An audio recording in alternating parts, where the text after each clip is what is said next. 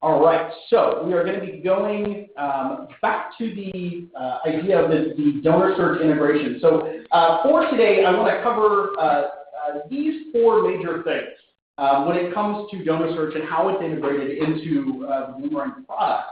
So we're going to start with generosity score. It's an exciting new feature that we launched almost a year ago now. So we'll show how that's integrated into the profiles and really what that information means. We're also going to be doing a deep dive into prospect view. So the ability to look up donor search reports within each of the databases. If you want to go deeper than that, we do have a tool called a batch screening that Mike is going to be sharing about to dive into really how we can get some very specific information brought into your databases for that. And then finally, there's a tool that's called the online suite of tools that's offered through DonorSearch, which we are really excited to share about because there are some new features that are going to be showing up with that. So Mike will talk all about that later. But with that, I'm going to go ahead and launch into my database because we're going to start with generosity scores. All right, so here in a profile, if I go back, on the profile screen, there is, let me go back to my summary page here. All right, so over here on the right-hand side, a lot of our customers are very familiar with the engagement level reading that is in the upper right-hand corner of all of the summary pages for each of your constituents in your database. Now, the engagement level has been there really since Bloomerang launched as a product, and it's based on over 44 different data points that we calculate from within really all of the different interactions and donations that come through for all of your constituents. And so that's a really great indicator of who is the most engaged with your database. And one of the questions that we found as the years have gone on is that this kind of tells half the story. It tells who is highly engaged, but not necessarily who has the ability to give a major gift to the organization. And so that was a tool that one of our partners, DonorSearch, had been calculating for years. And so we formed a close partnership with DonorSearch to bring in the new feature of generosity scores down here right beneath the engagement level. And so we read this as a familiar layout if you're already used to our engagement levels, but ranging from cold to on fire. And so if you've seen that in your profiles but really don't know what that means, we're going to dive into that today and actually show you kind of what each of these levels are. And for a lot of you, you'll see a blue button underneath here that says View in DonorSearch. And so if you don't currently have DonorSearch Prospect View turned on in your database, you will just be taken to a link to find out more about that. And that's where me and my team can really help get you the information on that and also help you sign up for that. So we can take questions on that here at the end.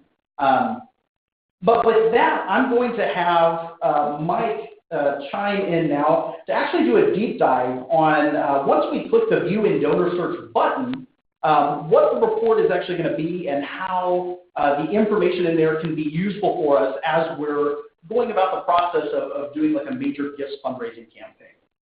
So Mike, I'll turn it over to you now. All righty. Let me share my screen here. Can everybody hear me? Is that a yes? I'll assume so. Okay. If everybody can see my screen here, I figured we should go from the same point of view. This is a different individual, of course, but we have the engagement level, we have the generosity score. And if you hit generosity details, it'll go into a little bit more detail, including a button that says View in DonorSearch.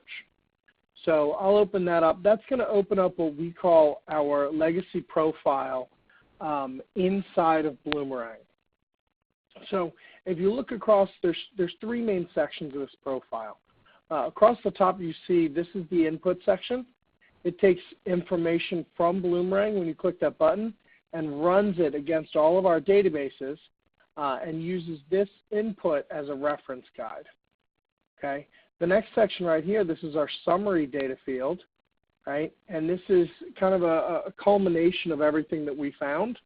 kind of quickly summarize for quick view.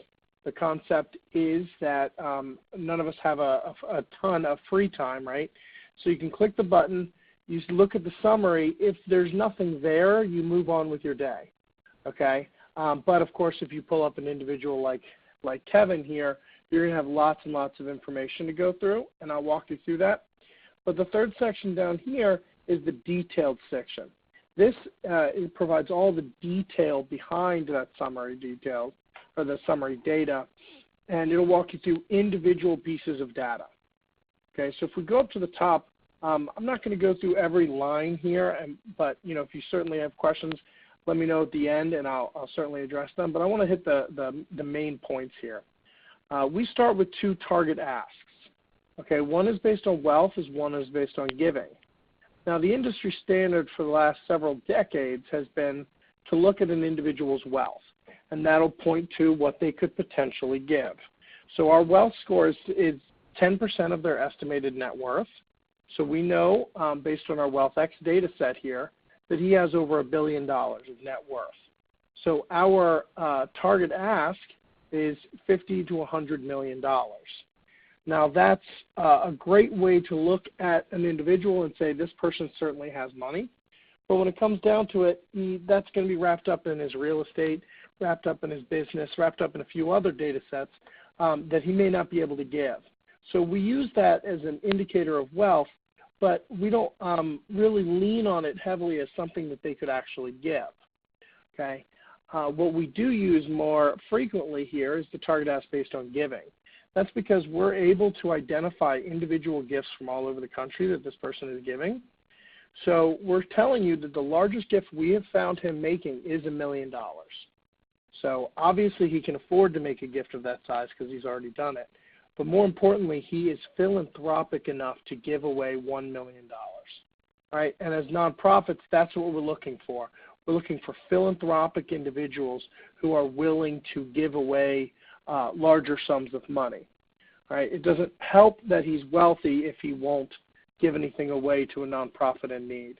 So by looking at this, it's showing you he is philanthropic. All right? That's going to activate one of our top DS ratings, which is a DS1-1. Okay? There's about 5 or 6 ratings, and you can get the details by hitting the question mark here. But the top rating is basically saying this person has made a major gift. Now, this DS rating coincides with the generosity score. So when you see somebody's on fire and they've maxed out that generosity score, that means that person has made a $5,000 major gift. And with the Prospect View feature, you can then come here and see, obviously, he's made much larger than $5,000, okay? But then you can go down here and open up the charitable giving section and see exactly which organizations he's given to and how much. So here you see he gave to University of Maryland. It was a cumulative gift in 2002. Right? Here's a link to the source document from their annual report. And it says that Kevin Plank here gave $1 million. Right? It's also important to note that his wife is involved. So if you leave her out of the conversation, you might not be working at your full advantage here. Over on the right, you're going to see our quality score. We simplify it with 3 stars, but it gets more detailed if you click on the stars. But the long and short of it is 2 and 3 stars means we're confident in this data. Okay? So we feel confident that this gift that he made to Fight for Children was, in fact, the correct Kevin Plank, and it's not just someone else with the same name. Okay? Now, we can always make mistakes, but we pride ourselves on that quality score and its accuracy. Now, as you scroll through the profile, you'll see that this is 18 out of 19 gifts, which means if you go down here, you'll see that this one gift we have a low rating for. It just means that we don't have enough data to go by to accurately say this is the same Kevin Plank. Right? And this data system works with all the other data sets, so it's consistent throughout the profile. If you feel that this is the correct piece of data, and it's certainly your Kevin Plank, then you can hit this check mark and hit mark very high, or if it's not him, you can delete it. Okay? Now, if you look up here, you'll see these 3 check marks. that's where we manually marked another piece of data as very high, okay, to make sure that you know this piece of data has been manually verified, okay? So you can actually even go through and mark all of these gifts, even though we already say they're accurate, as accurate to mark them as verified personally. As we go down through the profile, we're going to give you political giving at a federal and state level. Right? Again, you see the scores on the right, and I'll show you each and every person that received a political gift from this individual. We get all that from the FEC. We're going to go on and provide them multiple pieces of real estate. Okay? You'll see our value on the right, but in a circumstance like this Utah address, where we don't have a value, we link to Zillow, so that you can click the button, see what their Zestimate is, and use it in the custom field. All right? We then show you two different philanthropic databases. One is for grant giving foundations, which will highlight his family foundation as well as his business foundation, and the top 10 grants from those organizations. We'll also show you grant-seeking nonprofits that he sits on the board of. Each of these will indicate, how long he's been there, what type of organization it is, as well as give you a website link to where if you want to go out and find more information about the Greater Baltimore Committee, you can do so. Right? It's important to note anytime you see somebody associated with a grant giving or a grant seeking nonprofit, they're more likely to be philanthropic individuals because they're giving their time and their money to these various organizations. But when you see somebody associated with both, you know that they're fully acclimated in the philanthropic world. They know the benefits of giving a gift. So you basically just have to make your case as to why and how that gift can benefit your organization and why that they might want to see that happen. Okay. We then go into two different business databases. Both of these are going to highlight any businesses that the individual is involved with. So in this case, for Kevin here, we find out that he's the CEO of Under Armour, based in Baltimore, Maryland, right, very close to us. You can see side by side, they both point out that same piece of information. But when you open it up, Database USA will give you a full business profile on this company, show you how long they've been in business, what their sales numbers are, and a full description of what they do. Whereas the other one, Open Corporates down here, they'll give you a list of his role at the company. So you can see kind of he's been with the company for a long time. He's always had a very high-level executive position. In this case, he's the founder, so it's a lot of back and forth depending on what they were calling him that day. But he wears many hats, as many of us do. All right, so you know that he's highly involved with Under Armour since its inception. Next, we're going to go into SEC Insiders. This is where we highlight his SEC stock. Now, this stock is all public information for anybody who's a director, an officer, or a 10% owner of a publicly traded stock. So if you can buy stock in it, and if he owns it, all of that information is public. So we're able to show it to you here.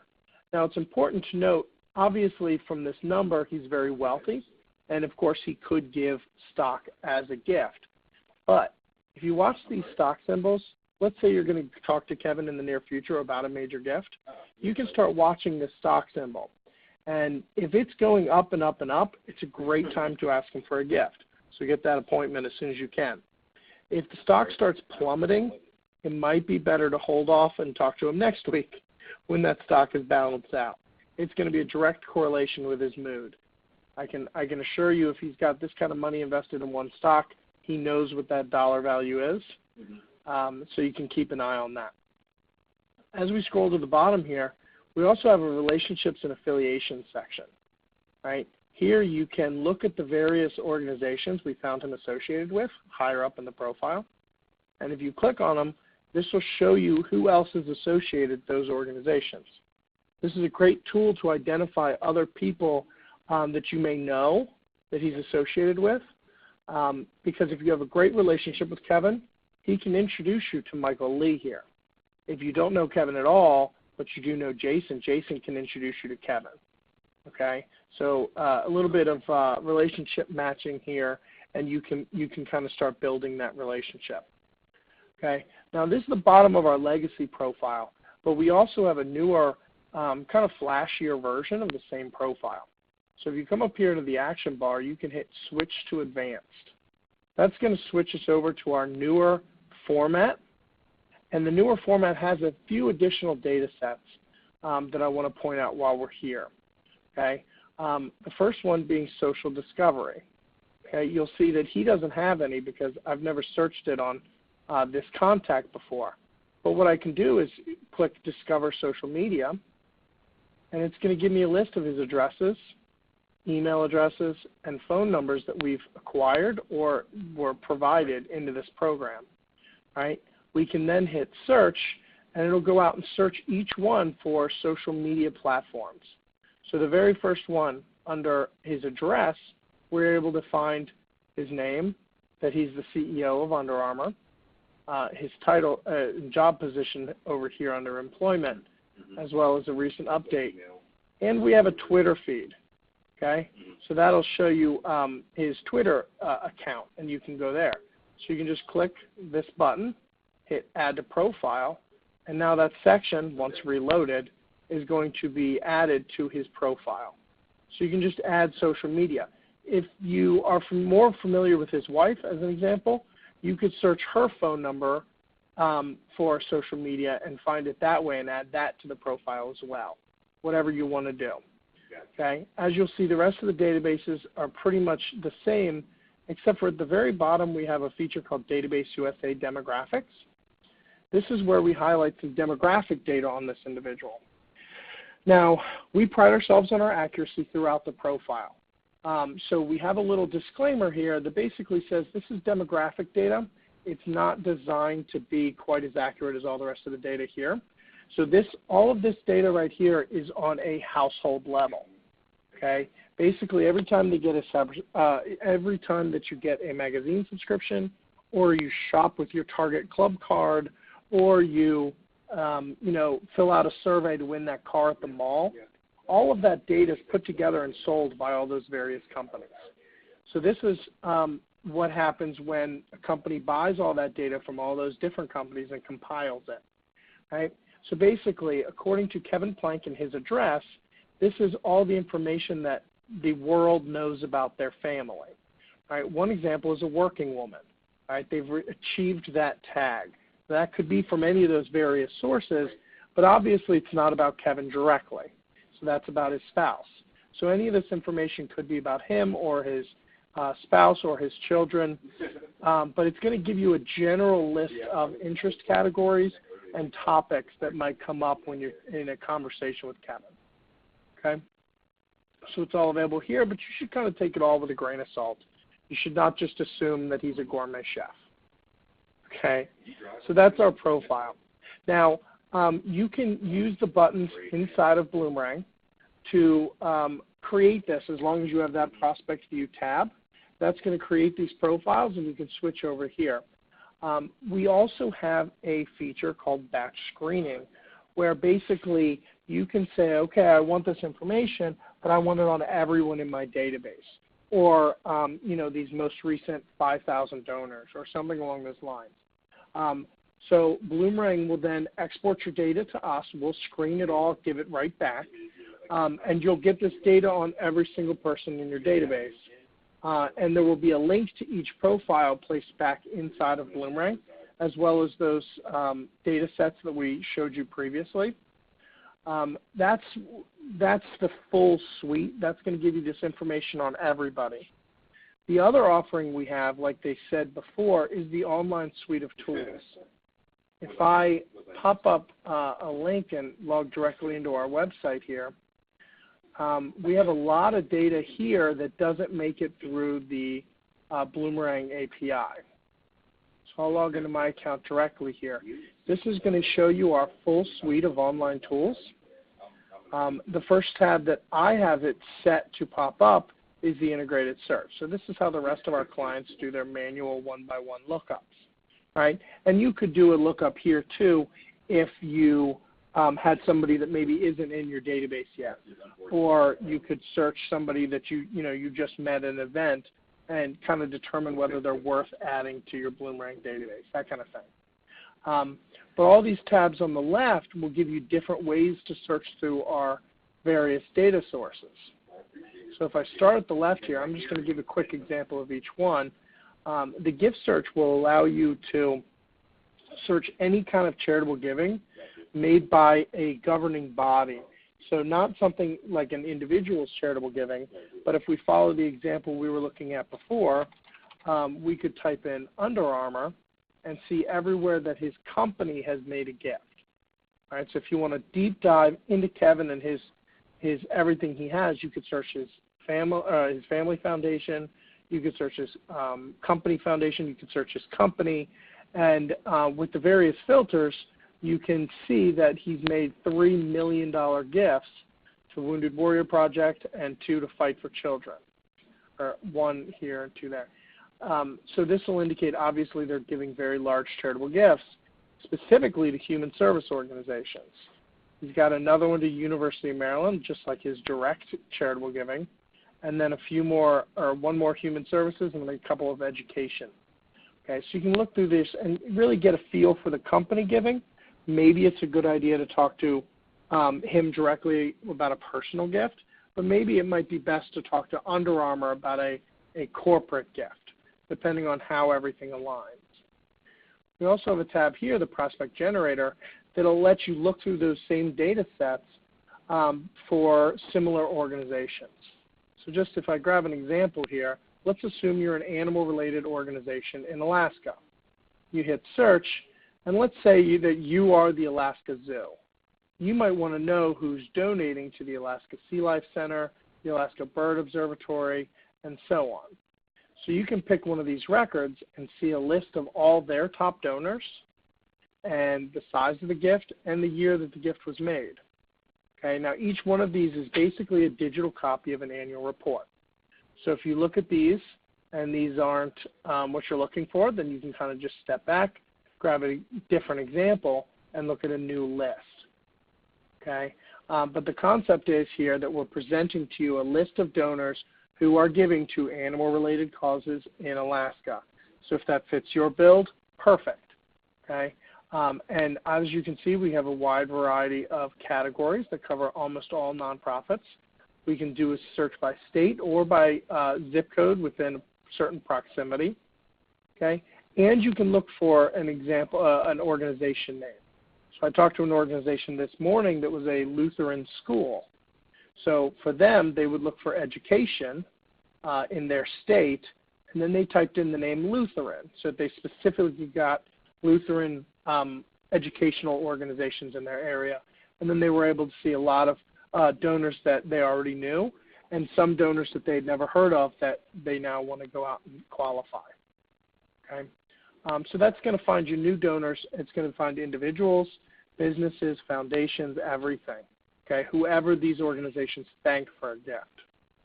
The next one's a marketing list. This is designed to only find individuals, but remember that the demographic file at the bottom of the profile, this is where we built that on basically everyone in the country. Any adult over the age of 18 in the country pretty much has data in here. It's what they call big data, and it lets you search against it to build a list of the people that would be interested in your organization. Okay, so if I wanted to use the example we already looked at, we can look for animal donors and then use, we'll use state. Okay, and we can choose maybe not Alaska. Let's choose Florida and Georgia, or just Florida as an example. Right, and then you can go to our summary rankings and say, look for our top prospects. So now this list is built specifically on people that we know have given to animal-related causes in the state of Florida that are capable of a major gift. We have 5,000 specific donors in that list. At the bottom, you see a list of exactly what the export would be, and it's going to give you first name, last name, middle initial, and the full address, so that you can market to these individuals. And then as they return the marketing material, whether it's you asking for a gift or asking them to attend an event, As they come back and reach back out in some way, then you would add them into Bloomerang and then do the additional research to make sure you're talking to the right person and you're thanking them in the right way. Okay. Finally, here, this last search option will give you a keyword search through various of our different databases. So one example would be if we, again, stay on the Kevin Plank concept here, if you didn't know Kevin, but you passed Under Armour on your way to work every day, you could search Under Armour in our business database and find the various locations here, right, which would bring up their full listing without ever knowing Kevin Plank's name. Okay? Then we have a list of employees and agents that would get you to the correct person, and now you can reach out and ask for a gift. So, you know, if you want to go after corporate gifts or you want to use any of those other data sources to get to an individual that you can talk to, here's a search tool for that. The whole point of everything here is to allow you to do a lot of research very quickly and get to the information you want so that you can go back to what you do best, or go back to the rest of your job and help people all over the country. Okay. The last thing that we have here is the My Portfolio, and this is a way to analyze all the data. So whether you do one-by-one searches through Bloomerang, or you do a big batch of a couple thousand records, or even if you come here and just manually search a few people that you've met at events, all that data is housed here in the My Portfolio tab. There's two different ways to view it.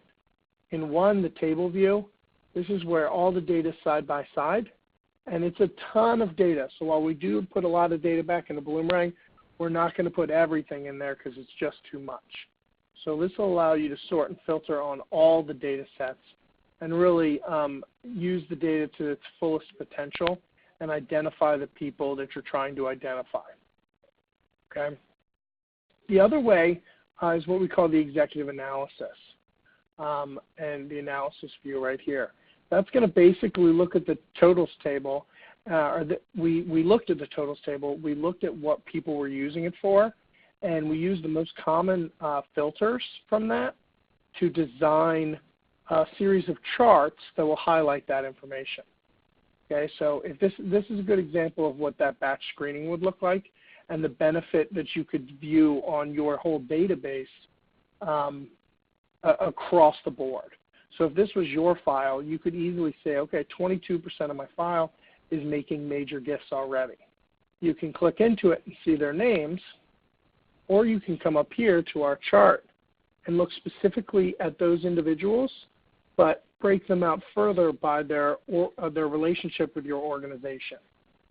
So if this was your file and you click this, you'd recognize all of these names because they're major gift donors that have a great relationship with you. Now, it doesn't necessarily mean they've given you a major gift because that's information you already know. But this is saying that they've given you gifts. They've given you a lot of gifts. They've given you a lot of money, a lot of options there. But it's basically you have a good relationship with the person, and they're making a major gift somewhere. So you should know who those people are. In most cases, you'll recognize most of the list. If there's any surprises on this list, then you should reach out and talk to them immediately. As you go down, you get to a bottom quartile. These are the people that are in your database who are making major gifts, but you really don't have a relationship with them. They may have given you one small gift a long time ago, and so you don't really have anything there. So sometimes you might want to say, okay, I'm going to remove them from the mailing list. Or other times you might want to say, okay, what's going to build that relationship? Why did they come to us in the first place? Let's work on that and try to get them further up in the chart. Okay, so you have that option just because you know kind of where they are with your organization. You can also look at this data by capacity range and by their giving to other organizations. This is really telling because we'll be able to show you exactly which organizations your donors are giving to. And if all of your donors are giving to the same other organization or they're giving a lot of money to this other organization, you should probably get to know that organization. What are they doing right? What are they doing differently? that you might be able to capitalize on because you share the same group of people. So if they're giving them more than you, you should know what the differences are. Sometimes, like higher ed, it's just going to be that way because, they have that long connection to that organization. But other times you just have to kind of figure out, maybe their marketing's a little bit different. Maybe they're doing these certain types of events that you might have a lot of success with. So it's worth exploring. We can, of course, do the same thing politically. And then, of course, we can put all your donors on a map and let you zoom in. Now, this is really great, specifically if you're looking at traveling to ask for a major gift, whether it's across town, and that just depends on how far you zoom in, or it's across the country. You should know that if you're going to fly all the way out here, there might be 2 or 3 people in San Francisco that you can visit while you're there. And you can even add filters to make sure you're visiting the people with the most capacity. Okay. I'll go back to our full platform here. The only thing I don't think I've covered here is that we have unlimited client support and training. So if you have any questions, we're going to make sure you get answers to them. We're also going to make sure that anybody else that uses the data within your organization will fully train them and make sure everybody knows what they're doing. Because quite frankly, if you're not going to use the data, then it's not going to serve you any benefit, and that gives us a bad name, right? So we want to make sure that you know how to use the data, you know how to use it to its fullest capacity, and you go out there and get those major gifts. So that is my bit. Chris, do you want to take it from here? Absolutely. So I am going to jump back in here. All right. So, Mike, thank you so much for going through all of that. And so I know just based on what you're currently subscribed to, if you've never been introduced to DonorSearch before, customers will have the option in Bloomerang. Like I said, in a lot of databases, it will show up underneath the generosity scores of View and DonorSearch button. And so there are a few different ways that you can look to contact us. So if you'd like more information on this, please go ahead and just click that button, even if you're not a customer, and that will give you the opportunity. We'll actually send me a link with your information on it. And my team will reach out to you here over the next couple days. And we'd be more than happy to get you more information on that. Because pricing for all of these packages, it really just depends on your record count. And so we would be more than happy to get you specific information for your exact database. Or if you have any general questions, please send any of your inquiries to customer.accounts@bloomerang.co, and that will come to my entire team too. So that's an easy way to get a hold of us to ask any questions about your accounts or upgrading any of your services. We'd be more than happy to help you out there.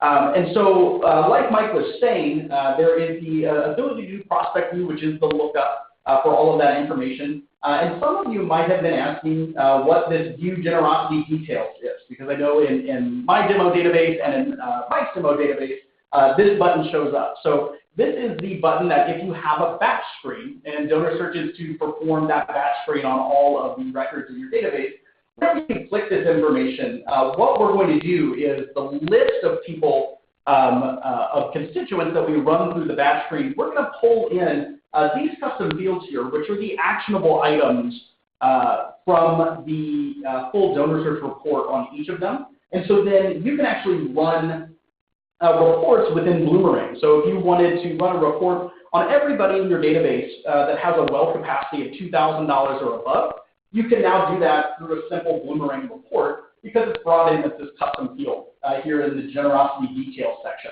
And so you still have this, the blue View and DonorSearch button, so you can access the full DonorSearch report for each of these. And so whenever you click on that within the generosity details, just like Mike was showing, this is going to pull into their full DonorSearch profile here. So With that, that's really going to be the major differences in those two different products, one being Prospect View and one being a batch screen.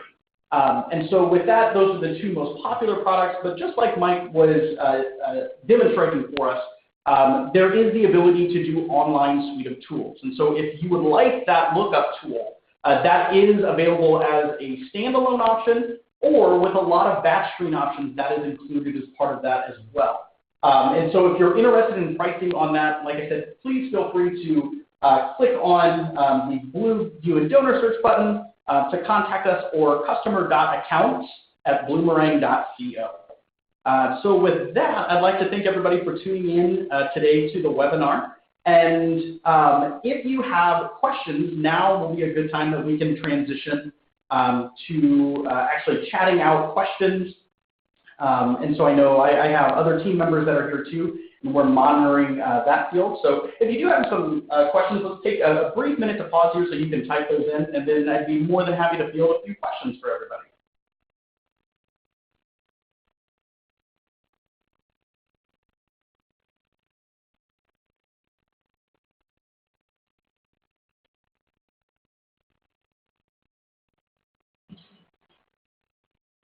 So I know Steve just asked a question of how do I get a login to DonorSearch? And so there's a couple different ways to do that. If you are currently a DonorSearch customer, you can feel free to contact my team and we can help get you linked up with that. Or if you're not currently a DonorSearch customer and you'd like to get a login, you would be able to actually contact us. We can get you signed up for the product, and then we'll assign a DonorSearch login and password. And so if you get a batch screen, or if you are wanting to view online suite of tools, there's a dedicated login and password that you can get to log into DonorSearch's website. That will also be part of all of the data that's shared with your Bloomerang database. Great question.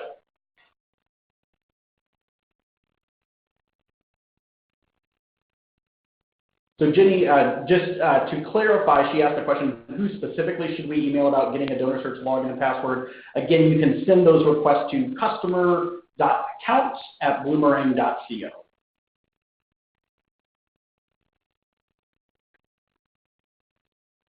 And I know there are some people that joined about halfway through, and so just like all of our webinars, we will put them up in the Bloomerang Academy afterwards, so you can view this webinar in its entirety. So we'll be checking back here over the next day or so, and we will have that available for you.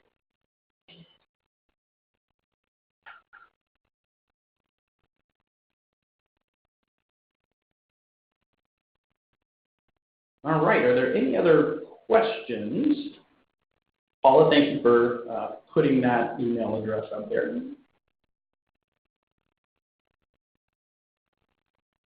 All right, well, if there are no other questions at the moment, like always, feel free to email us your questions after the webinar is over.